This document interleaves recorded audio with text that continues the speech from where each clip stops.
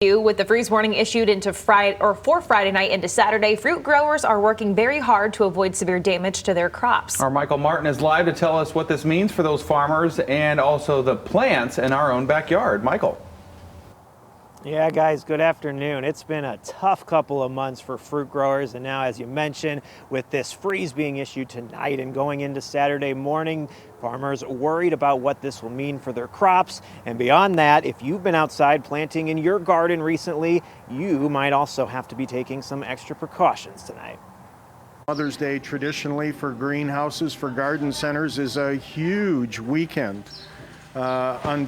Unfortunately, we're facing some weather conditions that are also unusual, and yet it's not something we haven't gone through before. People just got the chance to make gardening purchases at the end of April when greenhouses reopened to the public. But now a freeze Friday night threatens to damage those plants. In this situation, it's the severity of the cold temperatures that make it quite unusual this year. Rick Weist of Flowerland says many of your landscape-type plants should be just fine. A lot of Michigan plants are tougher than you think they are. You look at pansies or peonies or tulips, they're tough guys. By and large, your landscape plants are going to survive.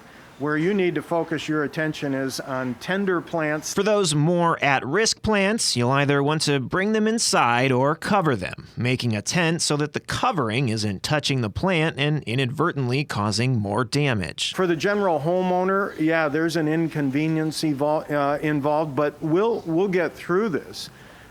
For me personally, my thoughts are with the fruit growers. Audrey Siebold, a horticulturist with the Michigan Farm Bureau, says those fruit farmers are facing a potentially devastating weekend of weather. When we talk about Southwest Michigan, the Benton Harbor area, hopefully the grapes and blueberries will be okay, but the cherries and peaches could experience significant damage. The apples have a potential to be anywhere from 20% or much higher devastated, but it all depends on where the cultivar is at in its stage. She says some growers will attempt to heat up the air around the crops using large fans or helicopters, but they may need more help in the long run. 2011, we had in 2011 about 40% of our fruit growers, primarily apple I'm talking about, had crop insurance to protect themselves in this event. Whereas today I'm hearing close to 80% of the growers have that economic safety net. It won't replace all the fruit that is lost, but it will get them through this disaster. Yeah, so just a little bit of good news there for those fruit growers. Now, Rick Weist of Flowerland has put together an extensive guide on how you can protect your plants at home. For links to that, check out our web article at fox17online.com. For now, live in Grand Rapids, Michael Martin, Fox 17 News.